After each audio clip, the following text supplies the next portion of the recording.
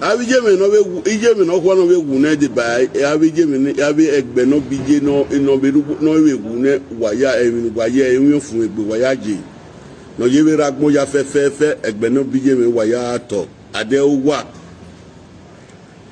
ade ina le buwari aga ene adege ma legbe ni re de ti je me pan me kwa wo wu ye aga ene le wo itu egbe no bijeme ni ya fe waya la mogun when we to egbe me ya fe ri we to egbe ra me waya la mogun ina to osevion ma no wo go me no ma no ge ga ma ne waya to fu waya gbe wa kere da ade owu ka paro na tie naja wash obi edigin no kporu no sugbo me ni ma kporu obu me owin ari yobo me imewe owo no maje school agbon no be survive agbon bi me ni yawo e ko ona we back up in the page me ni aje na odu page mu naja wash onyire nani ha naja wash no vie digino owo wi emam no naja mama we naja wash we ma naja mama we naja wash we ma so iwe do ni muse uwa ya to ikaka mwa o naja wash na ogun ba no ogun ebu no naja wash na vie digina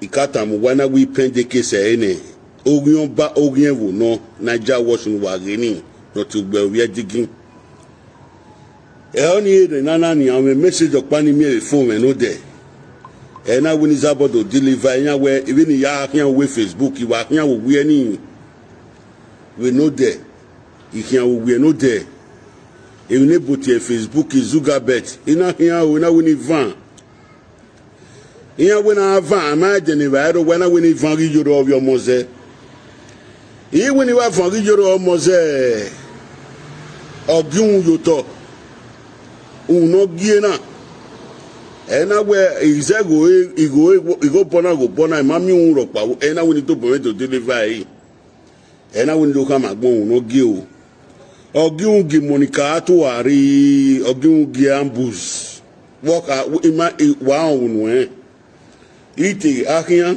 wa tie national cake wa wana tie national cake gbe aga no gogo Evivian no boka ajekpako kenona wuna vitali o anona wuna vitali o anoga abiu nona abiu no sago vitali iya we aga kipratata si yoani egima iya we aga koka yo egima oye amedano laja we gbe no ya ma jeboria oya mo aniria ti to dinya we koka yoani iya we gike patata se ye oani ona we da agun no man ni gbe na weri abukun Vivian evini ikesun ape omo popa ni opapa ni abeti e bush lion no wa yin no America no man ni gbe na weri abukun no suppose no ira mu aja America no do ni si wagbon no make na become a governor of Edo State no make na ona do kin no ipo bolele no say Monica atu arambus ona do kin Monica gi do we gini aga Monica gi gbe cheni yo wona de gini aga oni obi da agun we una the cost women the women are causing na erita any cow no we do no we yoba e we woman cause ima idasun ma ba wa ya ni afefefe ni o wa ri bibiri uwa yari bibiri ya avio bogwa o ya anyon wa ya fefefe ivio bogwa o iweta agba wa iwe ni bi edozin egbe kinoro wa kinori sinoro be na kan agba wa be obori kan agba wa itam when we new generation re na wa mai na ya wa wete wa na avi we afi ko agba wa bani han agba wa ni la wa pia la ki ki so ape video ni yore pe un no gie un ni yore omo ze gie no re parisi un no gie un ni ke shock me na we ni do deliver un ni ya fese fe na we gu yore omo ze gun ya asefe na gu egun okawe we mina na ge no pe ina we ladia ina wodo no unu po weje na sabu agun meji nu ka mi ni hin o ebi ni hin ni ayunu ta so ohun na wa lanu wa ga video na do wa na mi ajepako no wi ati ogogo ajepo orphanage home kege ye ya si wa ma biedu eke ya akporu ma biedu ya bizowe bozo bedu o fake orphanage home o mukian no ya du ligi biedu vio no ya du ligi single mother si vio Itania igbankan emi kan back your wa wa single mother emi kan back your wa be o ga juwa ya mane wa gbon oda amu gbegbo wa o tun sun aro wi wa David wa ja oyi we obi sekin wa yo obi do mu bayo cause wa ya ma kan wa hun abi single mother no eso wo eya erita eni cow ni kwe gbe mu ewia okini kwe amu e okini kwe amu eni cow okini kwe amu e ikwe mu una la di ona da afilitan una do we video na afilitan eni cow iya ikwe gele mu gbe adia era me time ame emi era me time ame no o we kwe mu gbe adia o we kin ami kin gbe adia na ye gbe yan ma erita eni cow bege we ni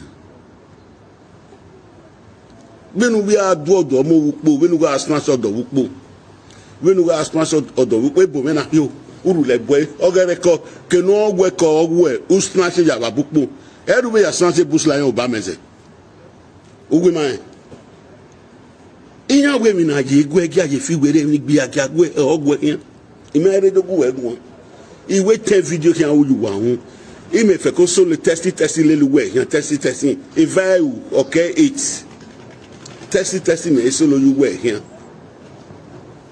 awana re bush lion igba otiemi the first one ina we wene otiemi the second one na we wene the second one we na gbati me ina we gigu egun na we na fitangun me o ona we ran ona we the third one ina ka me bush lion send no be eritani ka ogun me ona we ran ona send egun na we akamuja ne e bush lion wa ladi ona ape bomb before when I will let them decide where retire. When I will let them make a bomb do retire. Wasi me fen o wa meji e poru no sugbo ma iri o gi wa poru no sugbo me na hun ni e imagine sis wa gwale no ma bevo wa se ti si etingwa koko ni wa manya mi si me graduate na ni trade me hin e ti me reda abu wa de i me reda lelu wa kan ni wa fi were mi dan abu wa ma e wa gbe me bana gbene bush lion no re ya America no total live video ona ga gun ona ga zebo you will be interested people e we are jema e Monica na de we ginaga ona gba we ginazira eze mago wote bonoku ipa agbo e wa ta bush lion kenetike imagine ni ensin kenetike yan wat e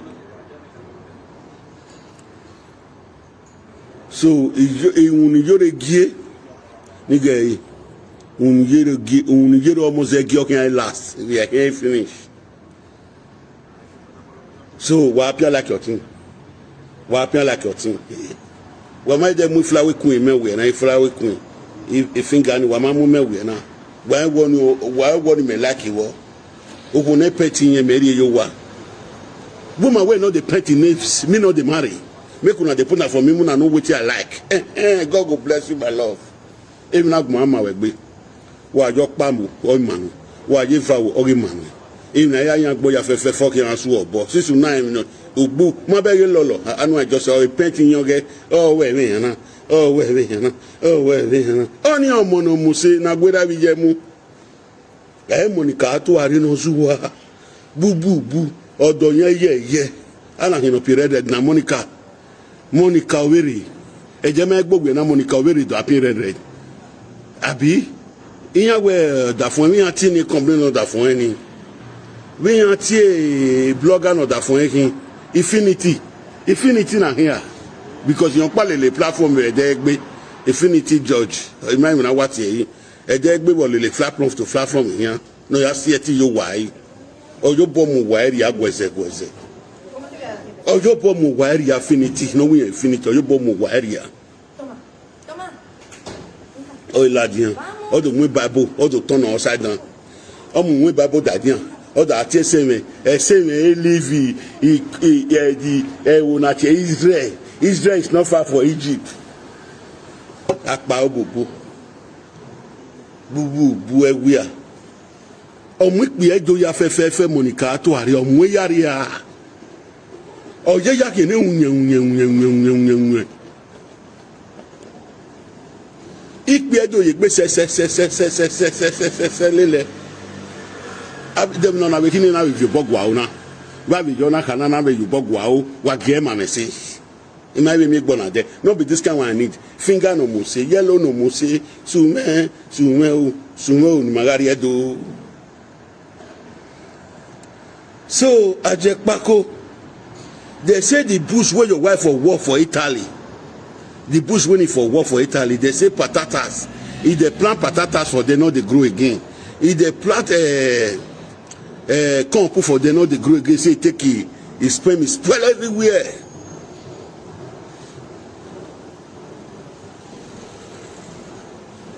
You go can I come out? Monica de gbe pire ready. Infinity, una de gbe pire red. Ite we gbe message in yore gig wana. Una de gbe wa pire red. In yore omozo Paris. In message no gire na gbe una de gbe pire red Infinity. Ere ja yunu. Uje gbe we yunu. Uje ge wa we yunu ba mi wa gwaligo nu wa ya ri okode. Gbajo ogiri mu Facebook ri atenena. Wana do sieti eti wo yanga ye Facebook. Aga egbonya we with the curse women. Ima women ma curse wona. Ima de Madali Mary Madali no. Ege ni Monica to ari na curse okwu. Una no de. Ege no na wicked destiny back wala dia. Una no de. Ge odegbe pere red. Ne da na jaju nu Monica to ari. Ne era na agbawe ni yan. Le kwemu. Ewia ne huemu ge asidian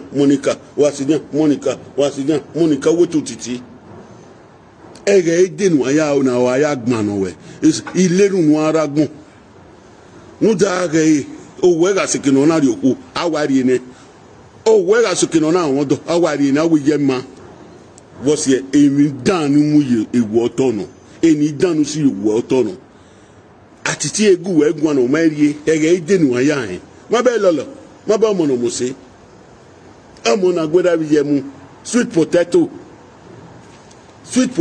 ma be ge ona kiri wona we yen won na ma gbekwa e feda give kiri wonia e feda wa ibelele konania e feda wa give gbe nania e feda wa da fun wa wi gbe obi eda gun yen si ogun yen ri parak e feda gun yen parak ogun yen se ti igbina ni awon no ma wi yen mi yan awo emi e feda wa ya ibe gbe nania e feda wa ya ibe gbe nania e ri wa ka bi suwon le lolo e ri wa ka bi we le lolo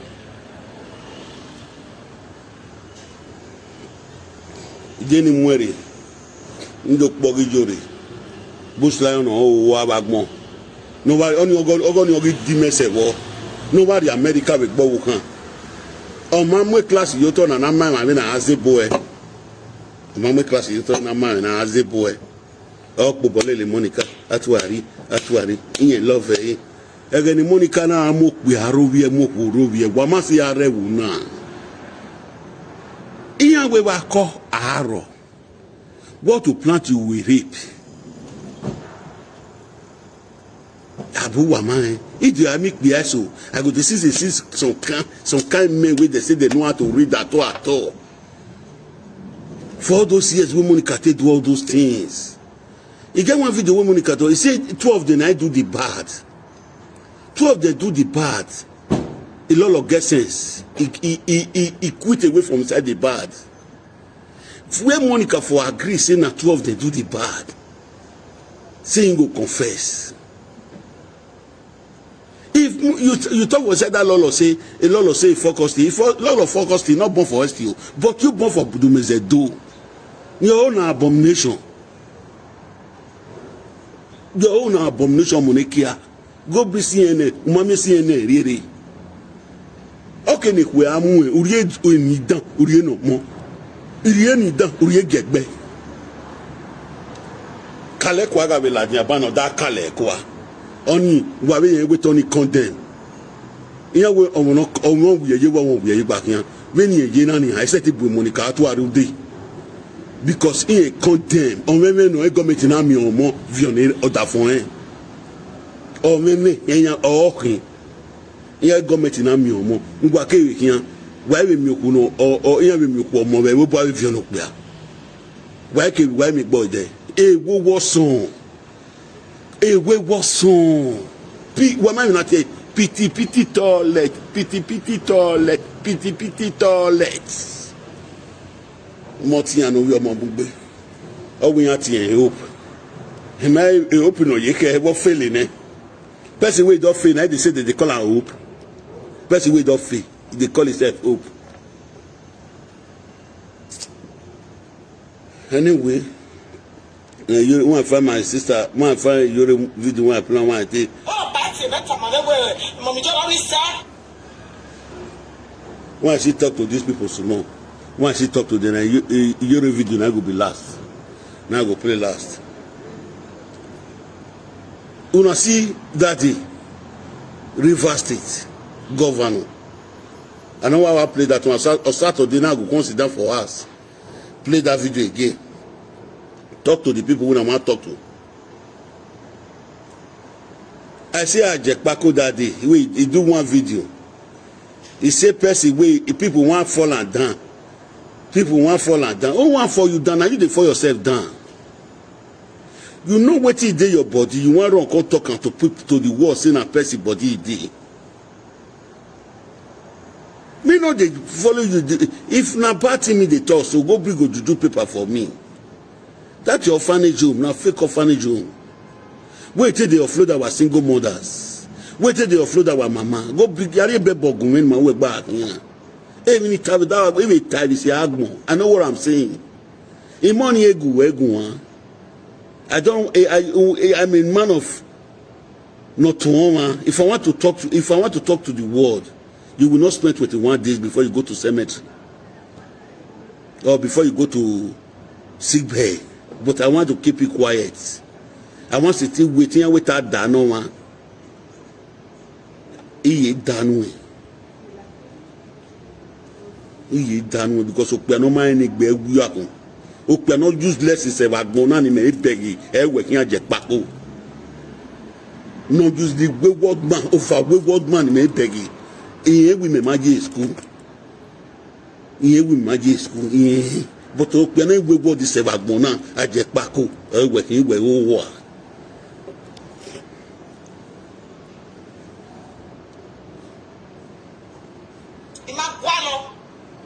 Have it be a canning wagini. Our women or reference when me swinging because any ya failing eh ya fail eh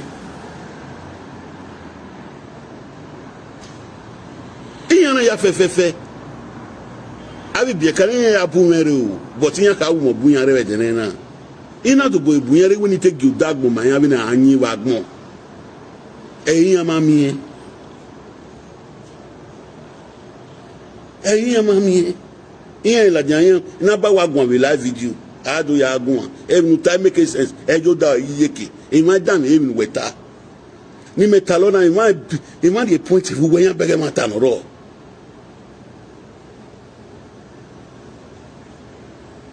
yes if you do no go mo say if you do no go me my country people o wa ya ato o fu wa ya gbe o go waro wa jo pa wo man wo wa ye va wo man wa yan we giaga te wata yan wo odolowo o si oba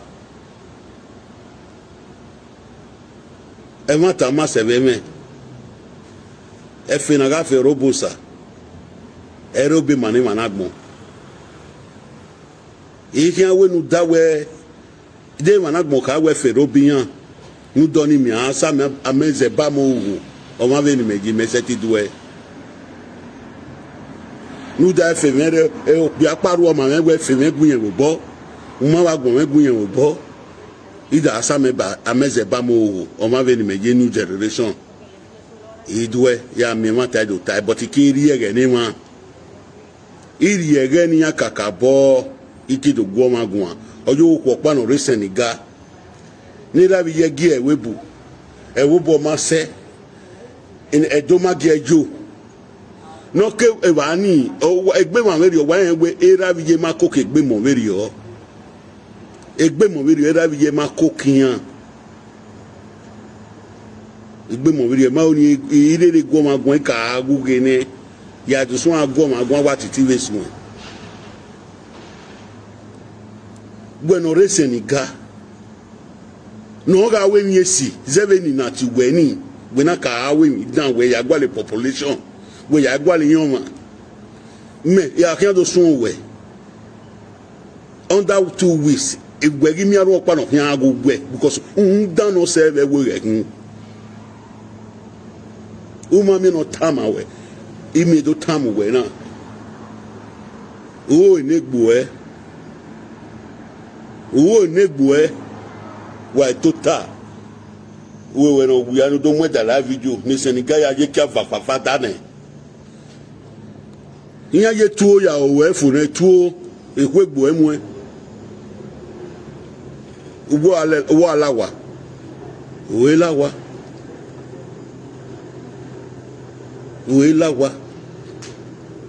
imienzo ni ye boy igui afefefe ezo ni ye boy igui eri wa ya yo ya sisin ye boy ileledo we o mari seti we bon bi re vi dinania bana bi de gwa onu wa ya kan ina mi no je mi na kan ye boy erega su baby wa o bana do jo bi re na do kinu ya oku iyen gbe oberi so ba o oni o ya mi da gwo egui obiri so bai wewe Senegal weje ewe bonira bi jo gie we o ma se ti jo wa e no ma kan we sans la dia ya gato ta me mai ka be mi o ide feze na ya send video egun na hin me ka ba hen ni igba hen ni ima wori ya bi no agbinwe da bi no me gigi yen be video no the very dirty woman, very primitive woman. On obi daria gato ta la video da agun apavio yi idenue etu na enwe aga egbe no bio aga ju ebi ayawe su ojeje na era na jaju nu abori yabo abina gba ebe wo awon atosi ose nu sa bana fi wa won no ba lo ose nu sa bana fi wa won no ba lo ana hina we apieni okuno munye ni yo ma begi yen ni I love you.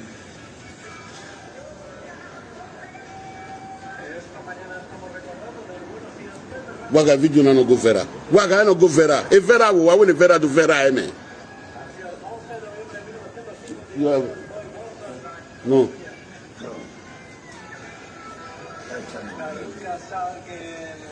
Wache vera ni vera do vera eme.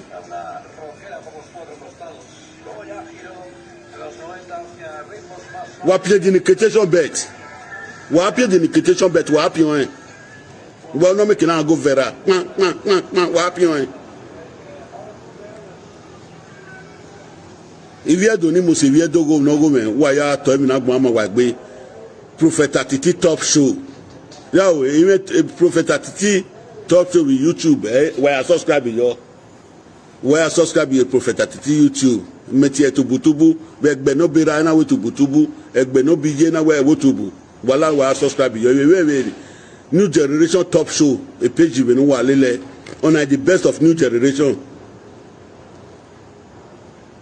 Beno bere Senegal. No ya si mo ko wa tell me no remember mo. Na make na iya make na yo bonwe. No so am ebo gbe bi won. Butu wi awuwo emi no kan we kan wi do giro. O kan we kan wi do. O wa kan we kan wi do. Ba kan ma wuwe. E ba kan ma wuwe. E ba wa kan ma wuwe. Gbe no re Senegani. Neither we get gear wobo. O ma se wobo. O wa ma gejo. O itafia. O we tu. Ona ga wo tu le platform ya kan Facebook. Oni igu ese no ju we mu edin. Wa mi we ni ya mu edin nia. We aju we ni mu edin. We ni we ya mu edin na gba owo de gbe a. Igbe age Senegal. E yokumbo be Senegal yokumbo yan wotu je abien we iju abien hu yokumbo ni ya fo we Senegal. My beg for forgiveness we go no da osa.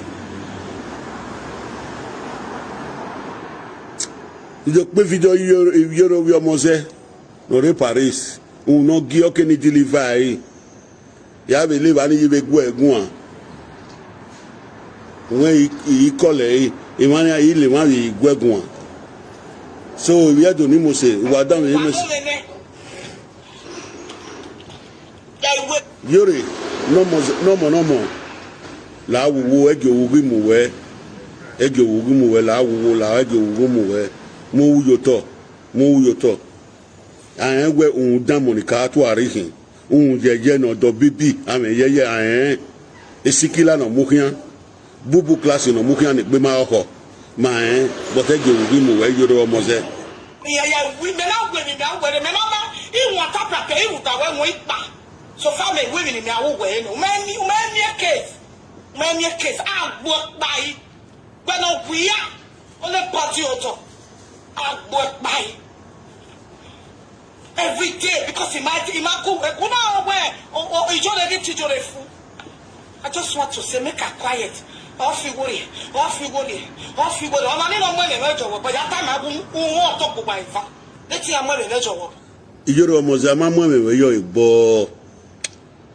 Way you're going, I'm a woman where you're bo. Igbofu, no magok where beer you wa or boya. Or what babueki. No, dweki no magwadu. I came in of it, dweki when you see, I will miss on Obama saw it.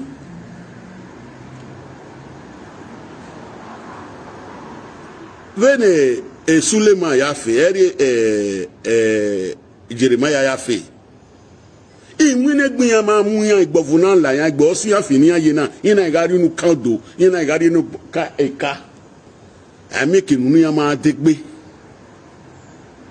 o se yan gbe iso ba yafe ne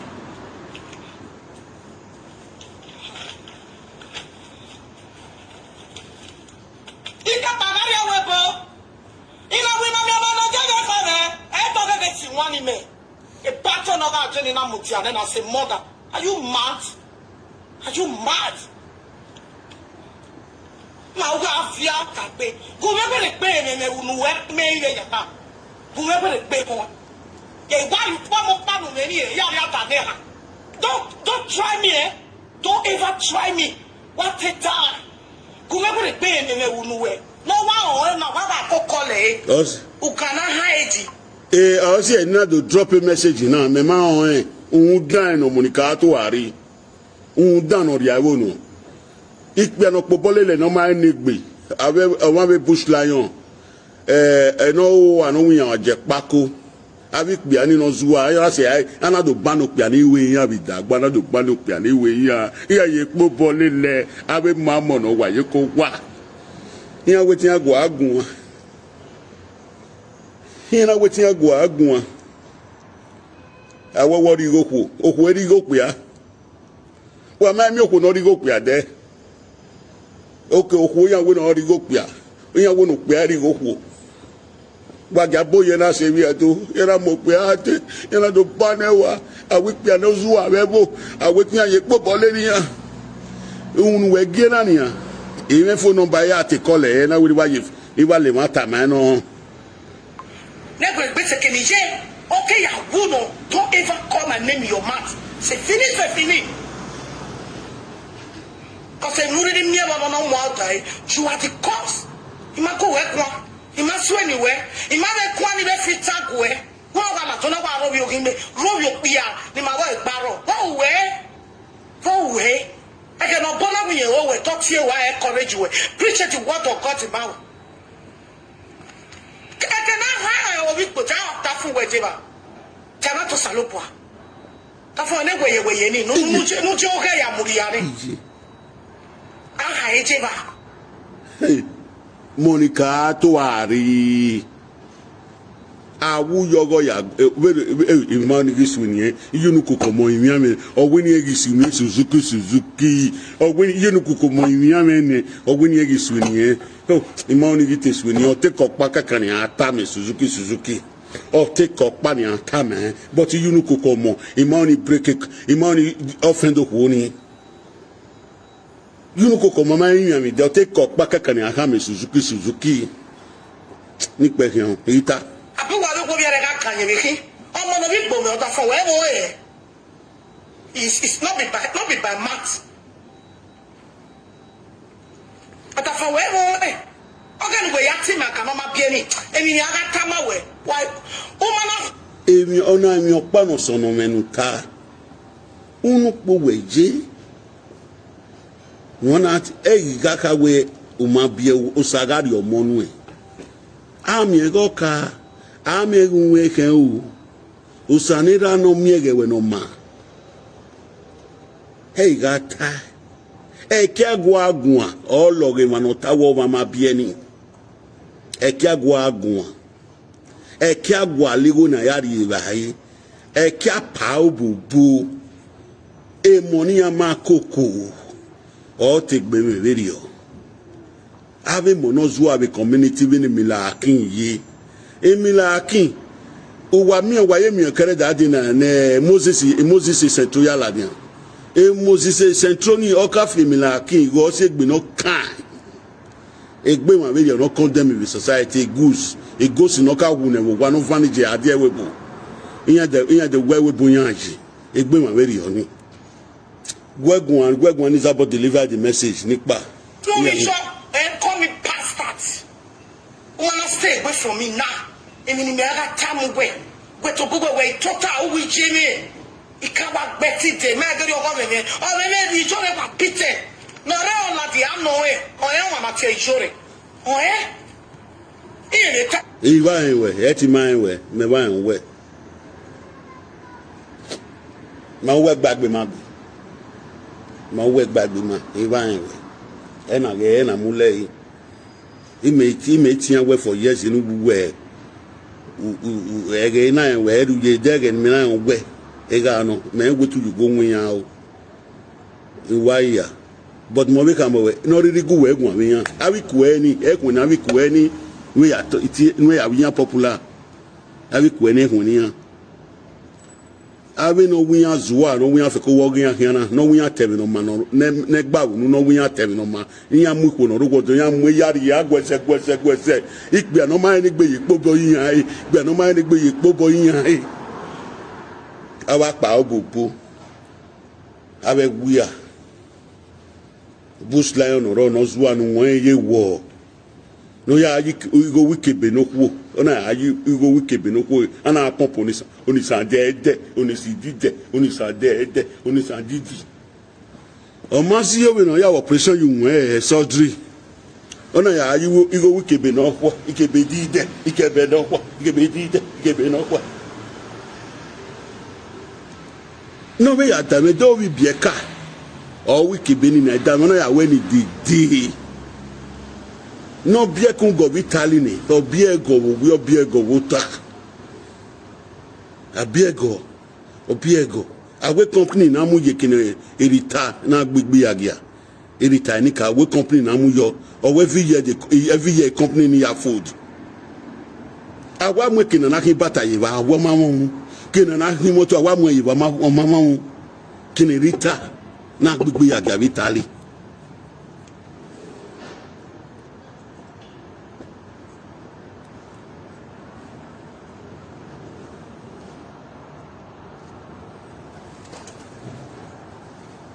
Bẹ́ẹ̀kì àwọn yìí, bẹ́ẹ̀kì àwọn. Nwe abikpo náà ẹni gbè bẹ́ẹ̀bò. Ikpo náà wíwí náà mà bẹ́ẹ̀bò. Ọ̀kẹ́rẹ́ o, ọ̀kọ̀ọ̀kan o, iye mẹ́tì yàn ayé. Ọ̀ni ọ̀kẹ́kẹ́, ọ̀ni abijọ́ mọ nìyẹn, ọ̀ni ọ̀kẹ́kẹ́ náà ijọ́ mọ̀nà dọ̀lọ́mọ yìí. Abijọ́ mọ̀nà dọ̀lọ́mọ sí ọmọ òkú ọ̀dọ́lì yàn yìí. Bẹ́ẹ̀ni rìtàjẹ̀ miẹ́, máa wò ní dẹ́ jẹ́nẹ́ọ̀jì. Bina igbabi kuuniji all my community seti italo igbiyanwo me ki seti italo iyan mo yin we ra mi ge ma ko ki yan wu yan hin ni pe yan attack that brother when I video about to fool stay time ukpogmo ma wa la stay away from me. I don't want you. What's my ganama beer? If you know it near, what face say? Nah, me back the way. You're almost no Paris. I can't know where we're not be na wunu po we yina. You know where Eki egwa gwen ya Tony, you are still very young. Uma sekinori emudia. We ni kama wela yore. Uma sekinori emudia. Yogomero. Omo no yo sai mo mabo. Yogomero no dame. Ivia do ni mo se wa ya ato ni pe kian. Iye destiny, iye star, iye lolo, ikpagbe nu e.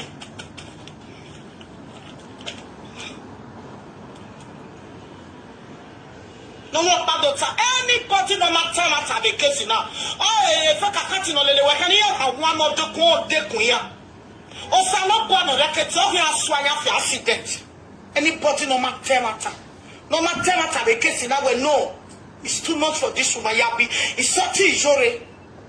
Ugweni na go weti mo ya mo when you go. Iye kwa manu wa mo agwa ma we ama go gwe ni kiyana. Imo awe. If no see we ima ona we do we jimi ono na oni ya aga akuli me o se mi akuli me wo imi ame ono me makike do wi yegi le me gbe ya ku we po no no shake ke gbe go le peti mi aga no upo mo bi opa mi ni enwi o ya enwi o ya ri picture on Facebook yi we nya e yo nya e ya enwi o se ye to bi yo mi na mi o o le wa de mommy I dream see jore pa no pari to tepa mi e ona iwa ka wa de wa hiwe we o me no tisi ya wuri hu ina wa hiwe